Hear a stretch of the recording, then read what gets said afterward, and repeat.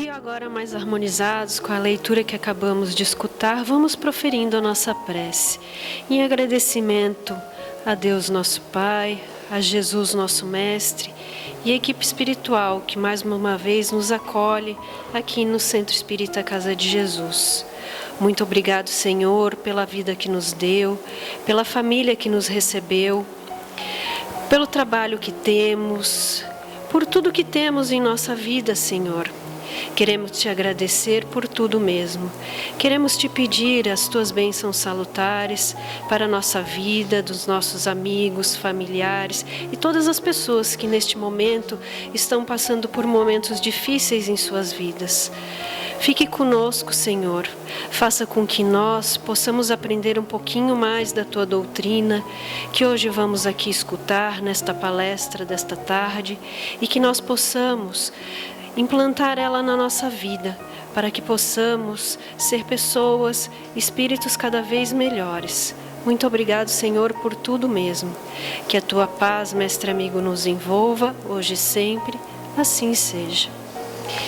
E hoje temos aqui no Centro Espírita Casa de Jesus, para fazer a palestra desta tarde e noite, o nosso amigo de ideal espírita Jefferson Ponqueroli, que é trabalhador do Centro Espírita Allan Kardec de Itajaí, e ele irá nos falar sobre compromissos de amor. Que Jesus o abençoe. Fique à vontade. Boa noite a todos. É uma alegria retornar a casa e rogamos a Jesus que nos ampare e nos permita, em clima de harmonia e de fraternidade, compreendermos a proposta trazida na noite de hoje, que é falarmos exatamente sobre compromissos de amor. Que compromissos serão esses? Será que nós assumimos um compromisso de amor? E a frase inicial da benfeitora Joana de Ângeles, no livro que traz como título Compromissos de Amor, a benfeitora vai nos dizer: o sentido e significado da existência terrena é proporcionar ao espírito, no seu processo de reencarnação, as realizações dignificantes dos seus compromissos de amor. Portanto, o sentido e o significado da nossa existência, nesse processo de múltiplas existências, através da reencarnação, é para realizarmos de forma digna os nossos compromissos de amor. Portanto, quando nós observamos em O Livro dos Espíritos qual é o objetivo da reencarnação, e nós vamos encontrar a resposta dos Espíritos, que é o progresso, a evolução, de sermos pessoas melhores através das diversas experiências reencarnatórias, nós vamos observar que cada reencarnação traz até nós compromissos de amor. E o sentido e o significado da nossa existência é realizarmos esses compromissos. E nós vamos então trazer na noite de hoje 2 desses compromissos, que consideramos aqueles cujas reflexões são pertinentes, são relevantes no momento em que estamos. O primeiro dele é aquele compromisso de amor que, quando nós, que aqui estamos, paramos para avaliar a nossa existência, desde o momento do nosso nascimento até onde estamos hoje, e observamos que a grande maioria de nós já passou por um momento da existência em que ocorreu um fato determinante, um fato em que deixamos de pensar somente nós, diminuímos o nosso egoísmo para expandirmos a nossa amorosidade, a nossa afetividade na direção de outra pessoa. Aqueles que passaram por esse momento e fazendo uma retrospectiva vão perceber que a partir deste fato, deste momento, a vida então passou a ter um outro sentido e um outro significado. Porque passou então a dar continuidade ou dar então efetividade a um desses compromissos de amor. Qual será?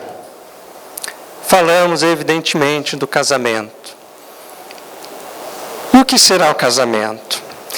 Allan Kardec pergunta então aos espíritos, na questão 695 de O Livro dos Espíritos, será contrária à lei da natureza o casamento? Isto é, a união permanente de dois seres? Allan Kardec, então, à luz do pensamento espírita, traz o conceito de casamento, união permanente de dois seres. Será contrário? É um progresso na marcha da humanidade. Ou seja, a partir da união permanente de dois seres, a humanidade pôde, então, dar continuidade na sua marcha progressiva, de progresso. Porque, como falamos, é através do casamento que o homem, o ser humano, passa a diminuir o seu egoísmo. Os seus interesses não gravitam mais em torno de si próprio. Há uma outra pessoa para compartilhar, para dividir um ideal, um sonho, uma proposta. Um compromisso de amor. E o benfeitor Emmanuel, no livro Consolador, através de Chico Xavier, vai nos dizer: o matrimônio na Terra é sempre uma resultante de determinadas resoluções tomadas na vida do infinito, antes da reencarnação dos espíritos, seja por orientação dos mentores mais elevados, quando a entidade não possui a indispensável educação para manejar as suas próprias faculdades, ou em consequência de compromissos livremente assumidos pelas almas, antes de suas novas experiências no mundo. Razão pela qual os consórcios humanos estão previstos na existência dos indivíduos, no quadro escuro das provas expiatórias, ou no acervo de valores das missões que regeneram e santificam. Portanto, quando nós observamos o casamento, vamos ver que não é fruto da coincidência. Nós não cruzamos o passo do nosso companheiro, da nossa companheira, ao acaso. Há sempre um porquê, uma motivação, e a doutrina espírita vem nos explicar. Porque nós simpatizamos com determinada pessoa no laço da afetividade, da amorosidade, e com outras não.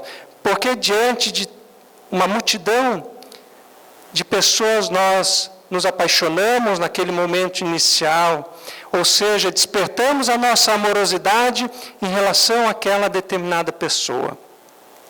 Emmanuel vem nos dizer que o matrimônio é resultante dessas resoluções tomadas no plano espiritual. Portanto, nós, como espíritos mortais, em determinado momento na nossa marcha progressiva, quando no plano espiritual efetuamos um compromisso com outro espírito para, quando reencarnarmos, pudéssemos então ter a união matrimonial, ter esse compromisso de amor. Emmanuel diz que quando nós não estamos em condições de maturidade, de lucidez, para tomar essa decisão, aqueles que nos tutelam, benfeitores espirituais, então, fazem esse planejamento por nós. Portanto, o casamento, o matrimônio, ele é fruto de um compromisso de amor assumido no plano espiritual. Vejamos a importância deste momento, desta união, que muitos de nós estamos inseridos atualmente. E diz Emmanuel, o matrimônio, então, está previsto na existência dos indivíduos ou no quadro escuro das provas expiatórias ou no acervo de valores das missões que regeneram e santificam. E vamos falar disso mais à frente, porque o benfeitor continua agora no livro Vida e Sexo, no capítulo intitulado Casamento. Ele vai nos dizer: o casamento, ou a união permanente de dois seres, como é óbvio, implica o regime de vivência pelo qual duas criaturas se confiam uma à outra no campo da assistência mútua. Portanto, o casamento implica não somente essa vivência, essa convivência, mas a confiança e a assistência mútua. Vamos vendo a importância e a responsabilidade que assumimos. Essa união reflete as leis divinas, que permitem seja dado um esposo para uma esposa, um companheiro para uma companheira, um coração para outro coração, ou vice-versa, na criação e desenvolvimento de valores para a vida. Vimos ali, estamos unidos pela confiança um no outro, pelo compromisso de assistência mútua, e vemos agora, observamos, que estamos unidos para a criação e desenvolvimento de valores.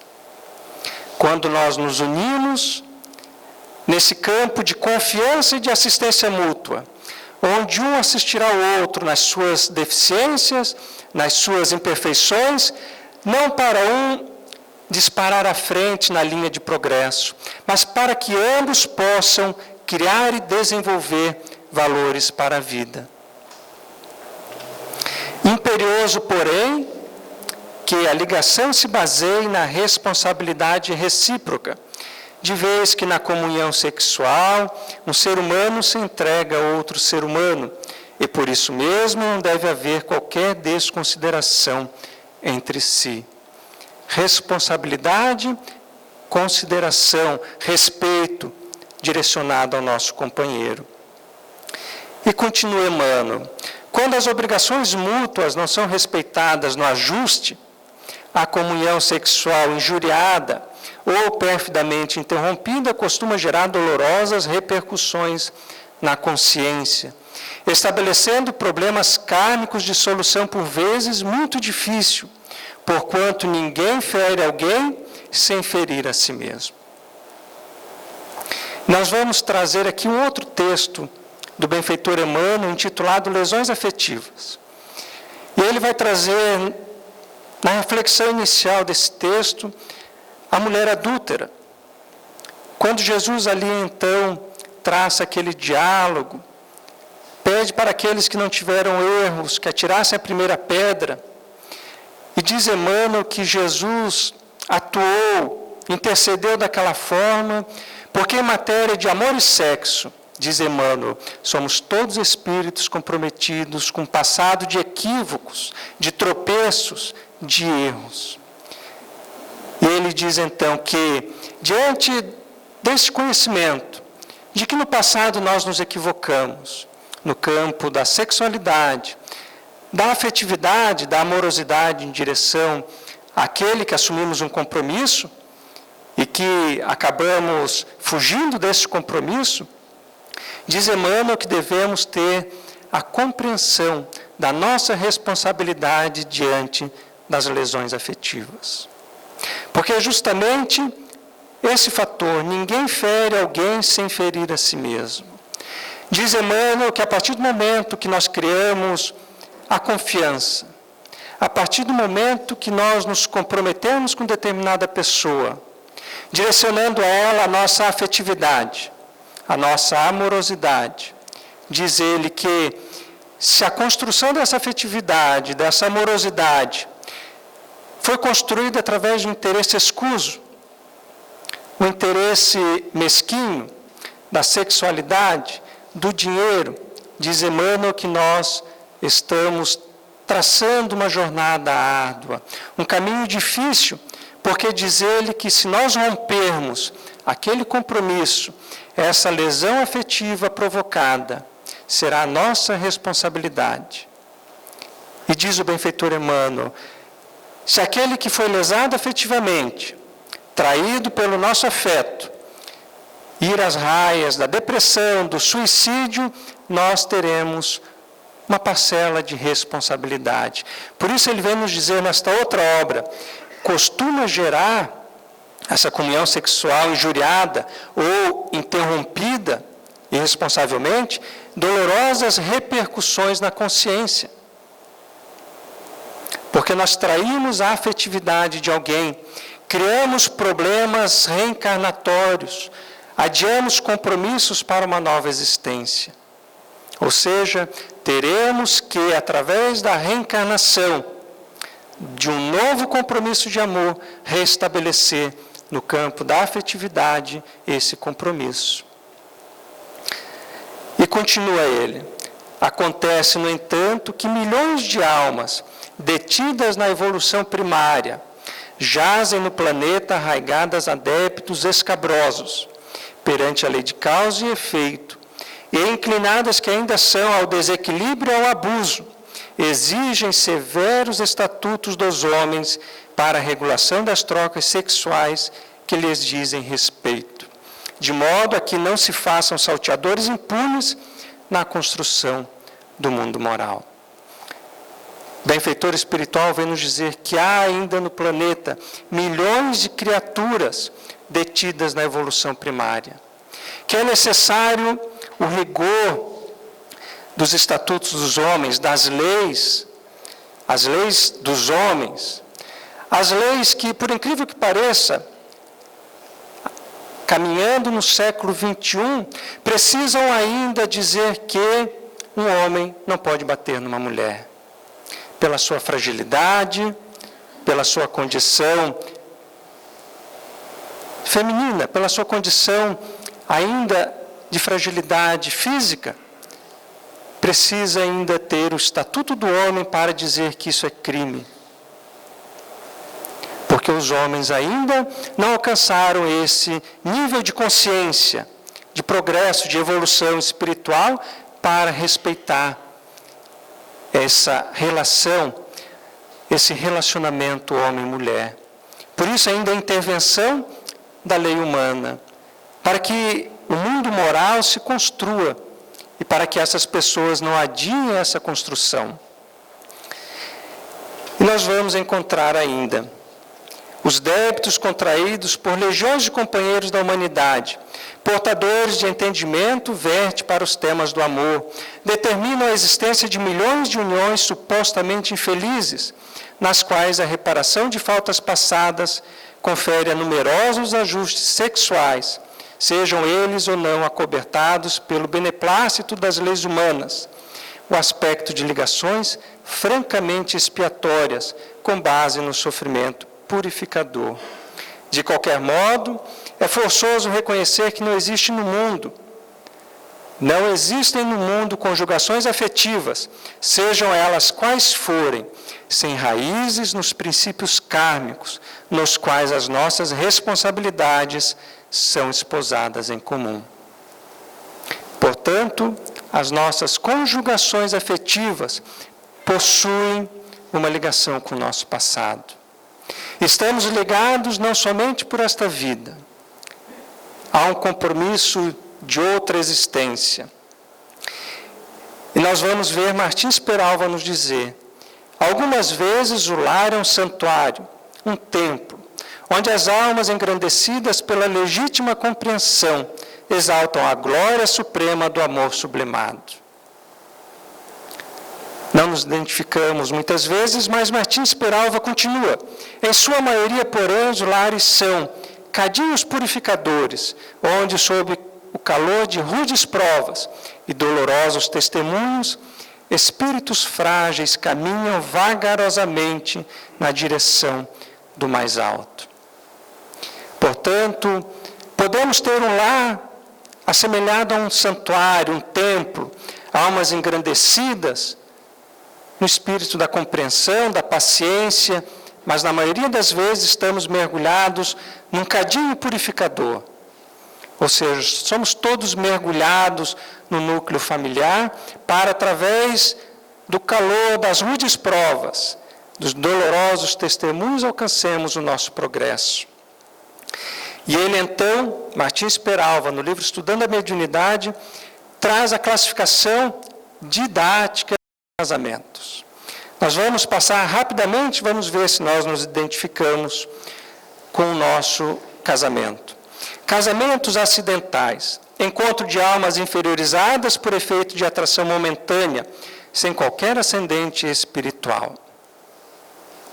Mas vimos Emmanuel nos dizer que a união afetiva decorre de uma programação no plano espiritual. E Martins Peralva vem nos dizer que há casamento acidental. A benfeitora Joana de Ângeles, no livro Constelação Familiar, uma obra excelente para aqueles que desejam se deter, estudar a respeito da família, ela vai nos dizer que há espíritos que, na busca das sensações, do prazer, sem a consciência da responsabilidade e inconsequentes nas suas ações, buscam extravasar esse prazer, essa sua sensualidade, e então acabam, na fala de Martins Peralva, unindo-se com outras almas por essa atração, por esse interesse, algo que não estava planejado. Mas diz a benfeitora espiritual que essa união, onde geralmente decorre um filho, uma gravidez, diz a benfeitora espiritual que há um replanejamento reencarnatório, um compromisso de amor assumido.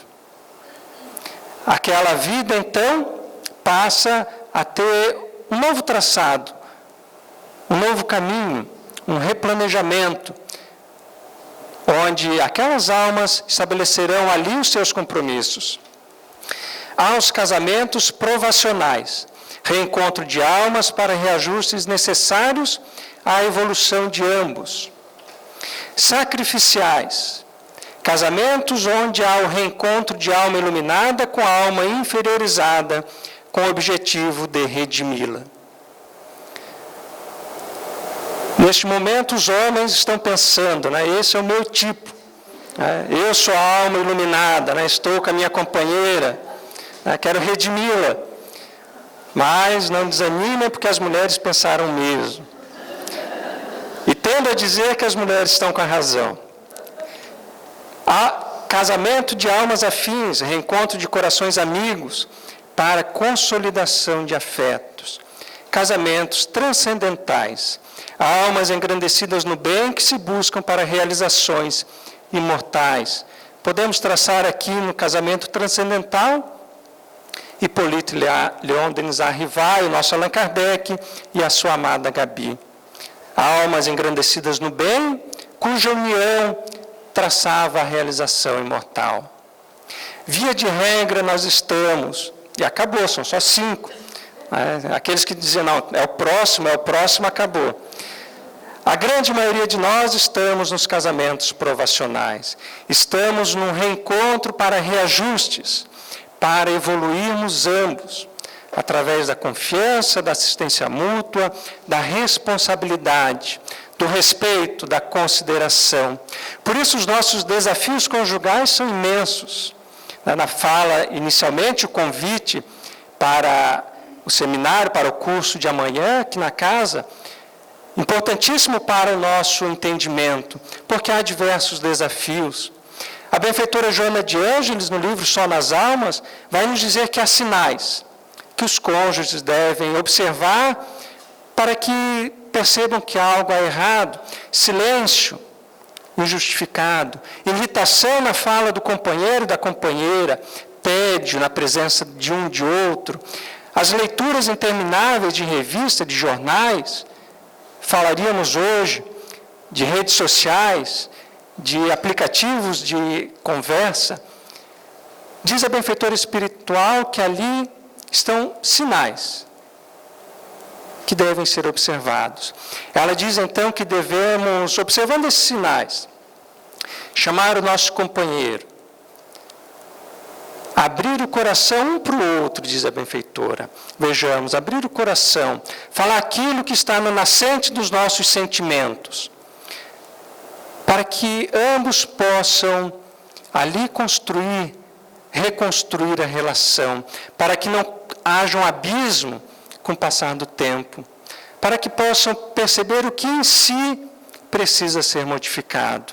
Não é um momento de acusação, de exigência, de colocar a responsabilidade dessa ou daquela situação no companheiro. É falar de si, é abrir o coração, para que ambos possam redefinir as diretrizes dessa união afetiva, dessa união amorosa, porque vimos que é um compromisso de amor. Porque a partir do momento que nós estabelecemos essa união na base do amor, nós poderemos então ter condições de bem receber aqueles que recebemos também ou assumimos também um compromisso de amor, onde nós não seremos mais 2, mas seremos 3 ou mais almas, estabelecendo ali laços afetivos e amorosos. Estamos falando, então, evidentemente, dos nossos filhos. Quem são os nossos filhos? Nós, espíritas, podemos olhar e observar os nossos filhos não como uma alma que nasce naquele instante, mas como uma alma já trazendo uma bagagem espiritual. Podemos observar como um compromisso de amor assumido na espiritualidade, onde nós dissemos a eles que poderiam retornar à veste carnal, à indumentária carnal, com o objetivo que lhe é próprio. Mas como lidar com os nossos filhos nos dias atuais? Outros desafios, agora os desafios educacionais. Como educar essa geração que chega, essa geração que está conosco? Como impor limites? Como apresentar um caminho de conquistas, de valores? E nós vamos, então, ver Allan Kardec na Revista Espírita de fevereiro de 1864, quando ele vai nos falar das primeiras lições de moral na infância. E ele vai nos dizer: de todas as chagas morais da sociedade, o egoísmo parece a mais difícil de extirpar. Com efeito, ela o tanto é mais, quanto mais é alimentada pelos mesmos hábitos da educação. Tem essa impressão que, desde berço, a gente se esforça para excitar certas paixões, que mais tarde se tornam uma segunda natureza. E nós admiramos dos vícios da sociedade, quando as crianças os sugam com o leite. Allan Kardec fala isso em 1864. Poderia estar falando em 2017, porque a realidade é a mesma. A chaga da sociedade continua sendo o egoísmo. E ele vai nos dizer que, apesar de sabermos, de termos conhecimento de que o egoísmo é a grande chaga da sociedade, como está na terceira parte do Livro dos Espíritos, como está em O Evangelho segundo o Espiritismo, numa mensagem do benfeitor Emmanuel, como nós combatemos o egoísmo? Em nós e nos nossos filhos. Porque diz Allan Kardec, nós alimentamos os mesmos hábitos da educação. Pior, nós, na fala de Allan Kardec, excitamos certas paixões desde berço. Desde as crianças em tenra idade. E vamos ver os especialistas da área da educação, os professores, mas aqueles que estudam os hábitos das crianças, nos apresentando a síndrome do imperador. Quando as crianças, 2, 3, 4 anos, estão ditando as regras dentro de casa. Mas aí devemos nos perguntar, será que nós não excitamos esse comportamento desde criança? Será que nós não cedemos a esta geração que está chegando, aos nossos filhos, o espaço ilimitado para eles atuarem desta forma? Dizem os especialistas que essas crianças de 3, 4 anos estão dizendo aos pais o que comprar e o que não comprar, para onde viajar e onde não viajar. Os pais, antes de decidir, perguntam para as crianças. E eles dizem que tornam-se então imperadores dentro do lar. Mais grave ainda, recentemente criaram a teoria dos pais helicóptero. Os pais que estão sempre sobrevoando os filhos, não dão espaço para os filhos, para a sua independência. E vamos perceber que Allan Kardec estava certo. É um problema de educação, de primeiras lições de moral da infância, onde nós estamos, por determinada causa, deixando de dar aos nossos filhos. Estamos envolvidos, talvez, no turbilhão da nossa sociedade. Nós queremos trabalhar mais para ganhar mais, para dar mais para os nossos filhos. Mas será esse realmente o objetivo? Nós convidamos então Agostinho, trazendo a sua mensagem do Evangelho segundo o Espiritismo, capítulo 14, item 9, quando Agostinho vai nos dizer: Ó espíritas, nós que já compreendemos a reencarnação, a lei de causa e efeito, que nós já conhecemos o compromisso de amor assumido com essas criaturas, compreendei agora o grande papel da humanidade. Compreendei que quando produzis um corpo, a alma que nele encarna vem do espaço para progredir. Inteirai-vos dos vossos deveres e ponde todo o vosso amor em aproximar de Deus essa alma. Tal a missão que vos está confiada e cuja recompensa recebereis se fielmente a cumprirdes. Os vossos cuidados e a educação que lhes dareis auxiliarão o seu aperfeiçoamento e o seu bem-estar futuro. Portanto, nós já sabemos que os nossos filhos vêm para esta existência para progredir. Os desafios são imensos na sociedade atual, no consumismo, na grande indústria que fomenta o comércio dirigido às crianças, e que as crianças são bombardeadas o tempo todo por essa indústria de propaganda, e nós estamos ali para fazer com que elas progridam. Os desafios da sensualidade, a falta de limites, mas nós recebemos a confiança de Deus para esse trabalho de educação, porque nós estamos capacitados, porque nós renascemos primeiro que eles, amealhamos conhecimento, experiências, para poder então conduzi-los na direção de Deus. Aí nós vamos compreender a importância da religiosidade. A importância de os nossos filhos terem o conhecimento de Deus, de Jesus, do Espiritismo. Por que será que eles reencarnaram conosco? Se não foi para podermos levar a eles esse conhecimento. Agostinho vai nos dizer que os nossos cuidados e a nossa educação auxiliarão não somente para o seu aperfeiçoamento, para o seu progresso, mas para o seu bem-estar futuro. Ou seja, nós estaremos dando condições aos nossos filhos a trilhar a sua jornada evolutiva para encontrar a segurança, a maturidade psicológica, para ter o bem-estar no futuro. E continua Agostinho: lembrai-vos de que a cada pai e a cada mãe perguntará a Deus: que fizestes do filho confiado à vossa guarda? Mais uma vez, a confiança divina aos pais, para os cuidados e educação.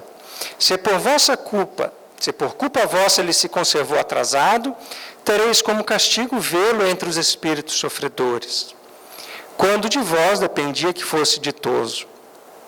Então vós mesmos, assediados de remorsos, pedireis vos seja concedido reparar a vossa falta.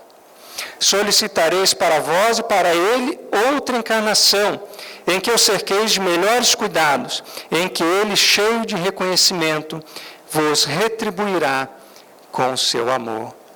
Portanto, se nós, de alguma forma, nos equivocamos na educação dos nossos filhos, e eles se perderam na sua jornada, diz Agostinho que nós seremos assediados pelo remorso, pela consciência de culpa, e nós então pediremos uma outra oportunidade, para que a gente possa reparar essa falta, para que a gente possa uma vez mais juntos direcionar melhores cuidados, uma educação mais nobre, repleta de valores e virtudes, para que ele possa reconhecer em nós aqueles que cumprimos o nosso compromisso de amor. E a reflexão que nos vem observando a reencarnação como esse ato de amor e de amorosidade, será que nós não estamos já inseridos nesse contexto? Será que essa já não é aquela oportunidade que pedimos para os nossos filhos? Mas e se os nossos filhos são difíceis? São rudes? Fizeram essa questão a Emmanuel no livro Consolador. E ele diz: direcionai a ele toda a tua energia, ou seja, toda a nossa autoridade moral, o sim, sim, não, não, os limites. Somos nós os mais experientes para impor as balizas, apresentando esses limites. Diz Emmanuel: direciona a eles toda a tua energia e toda a tua amorosidade. E de resto, confie na providência divina. Porque, evidentemente, antes de ser nossos filhos, são filhos de Deus. Portanto, se nós estamos empreendendo toda a nossa energia, toda a nossa amorosidade, os nossos cuidados, a nossa educação, e mesmo assim o nosso filho traz as suas dificuldades, confiemos em Deus. Guardemos a fé para que, em determinado momento, esse filho compreenda e reconheça toda a nossa ação no bem na sua direção. E continua Agostinho: mães, abraçai o filho que vos dá desgostos e dizei convosco mesmas: um de nós dois é culpado. Fazei-vos merecedoras dos gozos divinos que Deus conjugou à maternidade, ensinando aos vossos filhos que eles estão na terra para se aperfeiçoar, amar e bendizer. Mas, ó, muitas dentre vós, em vez de eliminar por meio da educação os maus princípios inatos de existências anteriores, entretêm e desenvolvem esses princípios por uma culposa fraqueza ou por descuido, e mais tarde o vosso coração, ulcerado pela ingratidão dos vossos filhos, será para vós, já nesta vida, um começo de expiação. Mas podemos trocar mães por pais, porque a responsabilidade é de ambos. Não podemos delegar a educação dos nossos filhos somente às mães, somos nós, os pais também, atuantes ali. Mas Agostinho sabia da ligação que há das mães para os filhos. Por isso ele vai nos dizer que devemos fazer com que os nossos filhos compreendam que eles estão aqui para aperfeiçoar, amar e bendizer. E nós, por meio da educação, nós acabamos entretendo e desenvolvendo esses maus princípios. Aquilo que Allan Kardec disse na Revista Espírita: nós excitamos as paixões desde o berço. Nós excitamos desde a idade o egoísmo, o orgulho, a vaidade. Nós queremos que os nossos filhos sejam os melhores da casa, do bairro, da escola, da cidade. Nós devemos ter muito cuidado. No livro Libertação, nós vamos encontrar o espírito Margarida, que se detém no auxílio a Gregório, um espírito enraizado no mal. E a história se gravita em torno da condução desse espírito à compreensão do bem e do amor.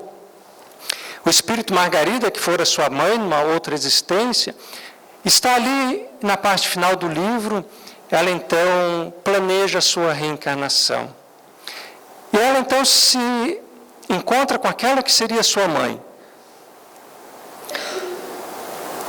E elas então entretêm ali um diálogo riquíssimo de informações que nos faz perceber a nossa responsabilidade, os compromissos que assumimos com os nossos filhos. E ela diz então, para aquela que será sua mãe, ela é um espírito nobre, de vasto conhecimento, ela vai dizer assim: quando me receberes, não não me faça perder pela vaidade. Não me embelezes, não me emboneques,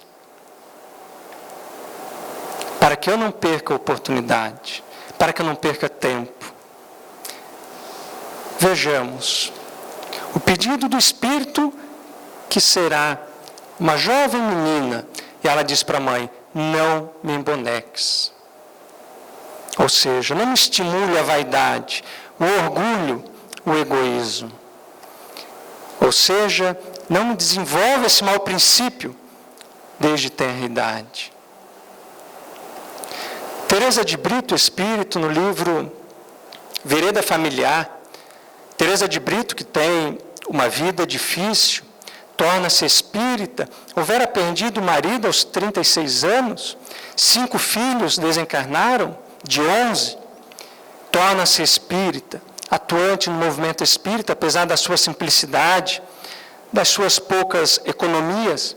E ela, quando chega no plano espiritual, ela pede então aos benfeitores: quero escrever um livro para a Terra. Um livro que fale sobre a família.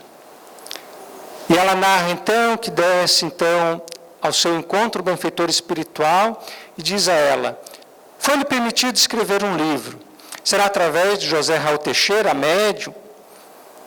Iniciaremos então os contatos necessários, fluídicos, para que através da mediunidade possas escrever.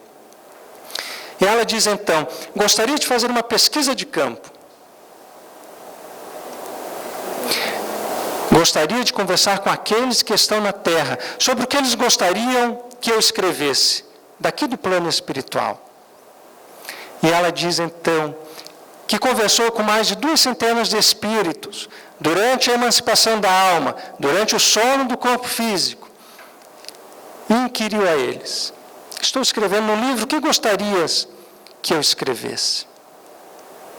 E ela disse que uma grande parte era de cônjuges, pedindo a ela: fale a respeito da responsabilidade no matrimônio, da importância do amor no lar, da harmonia, dos compromissos assumidos, porque o meu marido, o meu companheiro, a minha companheira, caminha na direção do precipício conjugal.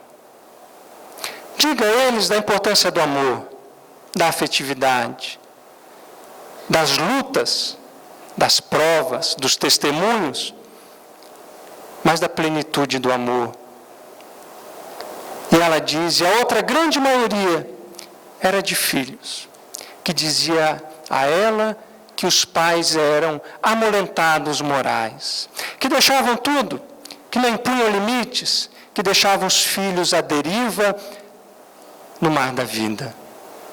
E eles diziam: diga aos pais dos seus compromissos, da importância dos limites, da importância da educação. Vejamos a dimensão desses nossos compromissos de amor. A importância de conhecermos o que o Espiritismo tem a nos falar.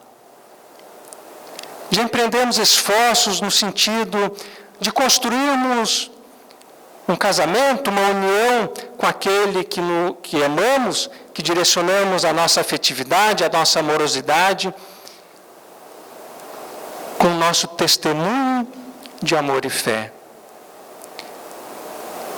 Na luta constante de superar desafios e obstáculos, que são muitos e que serão outros tantos até o termo da nossa existência.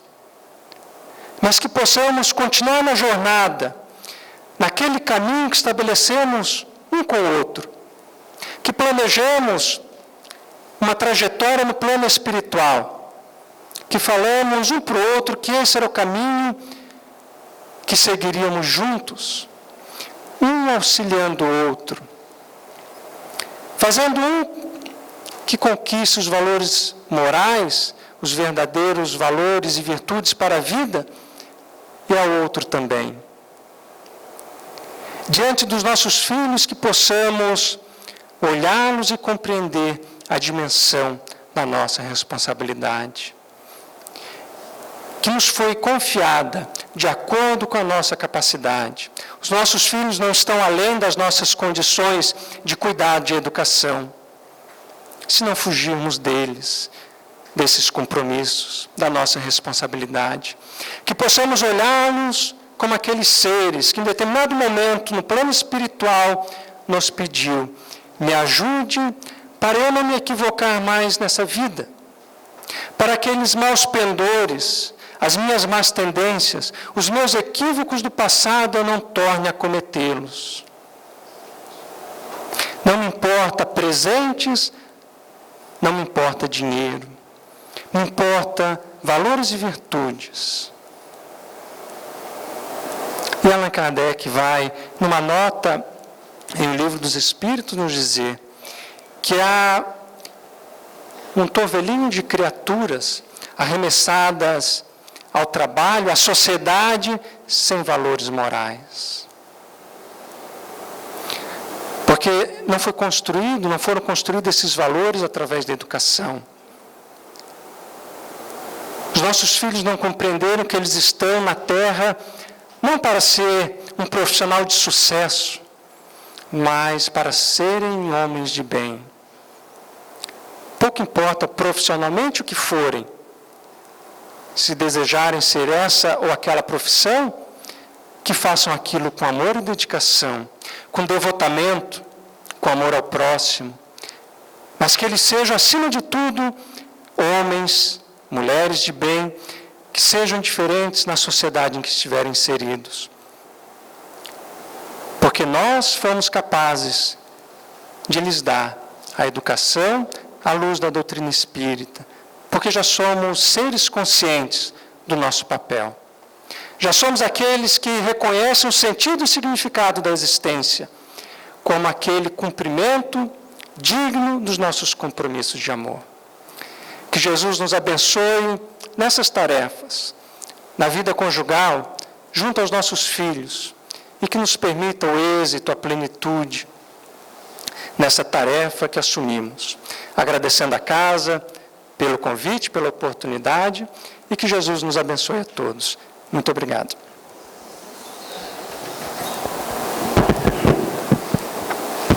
Nós é que agradecemos ao Jefferson pela explanação desta noite. Muito obrigada pelas reflexões. Teremos muito o que pensar.